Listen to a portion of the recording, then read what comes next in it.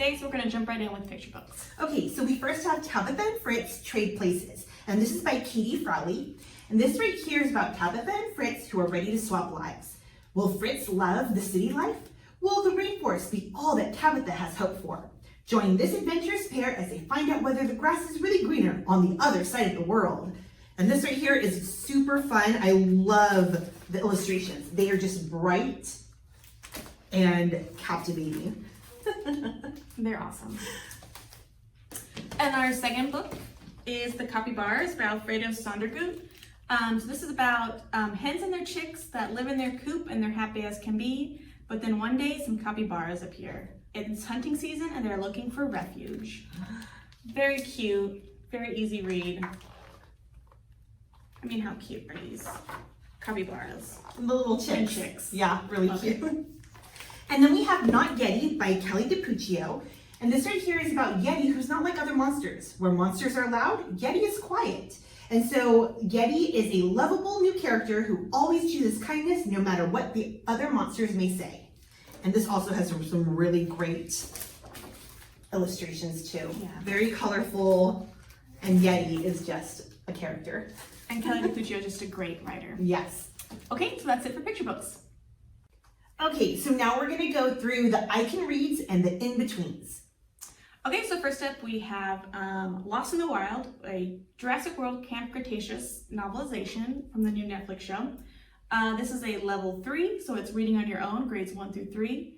Separated from other campers, Ben and Bumpy have to survive on their own. So short and sweet, and it's also in the style of a graphic novel. So it introduces kids how to read some really popular comics out there. Nice.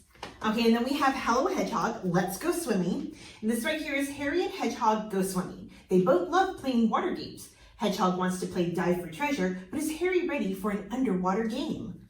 I know, and it's really good illustrations, really cute with Harry and Hedgehog. And I love that in the back, you can learn how to draw your own little Harry.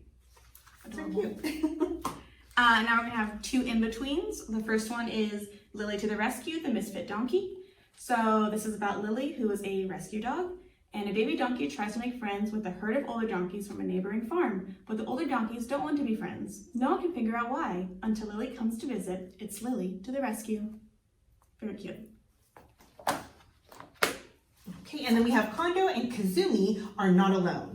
And this right here is the third book in an irresistible series where Kondo and Kezumi take all the knowledge and courage from their long journey to face their biggest discovery, waiting for them at home. This also has some really great illustrations. Really cool ones. Yeah, I love how this one looks. And that's it for in-betweens and I Can Reads. Okay, so now we're going to show some graphic novels and nonfiction picks. Okay, we're going to start with one graphic novel, Fearless. And a fearless writer never leaves a friend behind. So this is all about Kira, who hatches a brave plan to bike over to her friend Alice's new school all on her own. And so this is a really good graphic novel. You have the panels going through, very colorful, and I love... And a fun story. Yeah, Kira.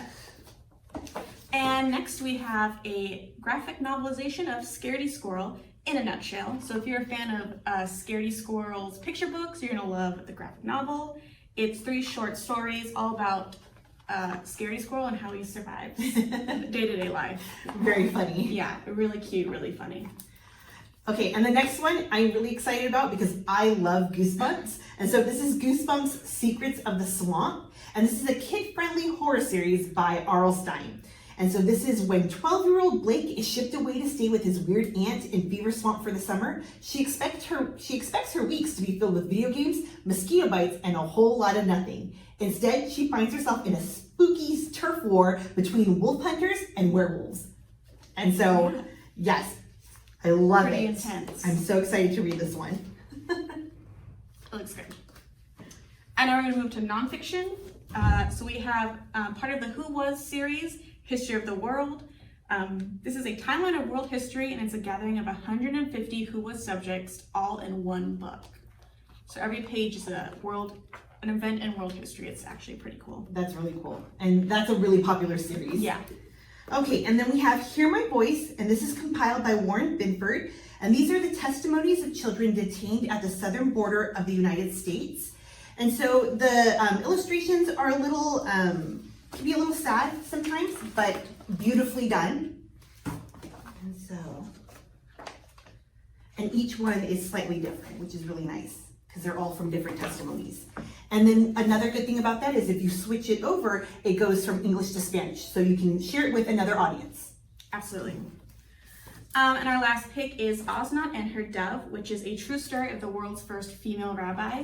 Osnat was born almost 500 years ago, a time when most girls weren't allowed to read, but she got her father to teach her. She grew up to teach others, become a wise and famous scholar, and also the first female rabbi.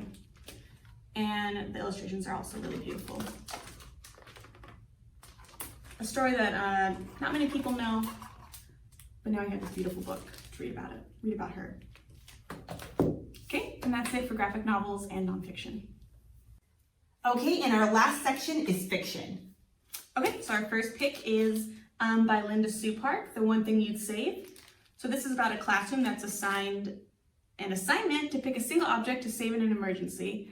Each student has a different answer. The students talk, argue, and stand by their choices and change their minds as they discover unexpected facets of themselves and each other. Oh, interesting. Yeah, really cool. I wonder what they've picked. I'll have to read that one. Okay, and then we have Mercy Suarez Can't Dance by Meg Medina. And it says 7th grade is going to be a trial for Mercy Suarez. Teachers are tougher, friendships are complicated, and her family is still, well, they always make things interesting. And so this is from new relationships to friend shakeups and family changes. Readers will delight as they watch Mercy discover love in its many forms in the sequel to the Newbery Medal winning novel. Awesome. Next pick is Star Wars: The High Republic, A Test of Courage by Justina Ireland. So this takes place long before the Clone Wars or the Empire or any of that. It's about Vernestra Rowe, who is a brand new Jedi Knight at age 16, but her first real assignment feels an awful lot like babysitting. But early in her journey, bombs go off aboard the ship, and after narrowly avoiding being sucked into a vacuum of space, they land in a jungle, and unbeknownst to them, danger lurks in every corner. Wow, that sounds really pretty exciting. Yeah, getting sucked away. Okay, so this is The Curse of the Forgotten City by Alex Astor. And if you guys have been following us on our book club, then you would probably recognize that this is the sequel to one of the books we read. So a new threat is on its way to Emblem Island. Tor is adjusting to life with the Night Witch's powers with his best friends, Engel and Melda, by his side, but when a mysterious girl named Vesper washes ashore, claiming that a band of cursed pirates is on its way to Emblem Island, life changes fast. So Curse of the Forgotten City is a fantastic second book in the Emblem Island series, filled with adventure on the high seas, terrifying creatures, and an unforgettable journey. So I will definitely read this one. That one. And that's it for what's new in kids books. We hope to see you next month. Bye. Bye.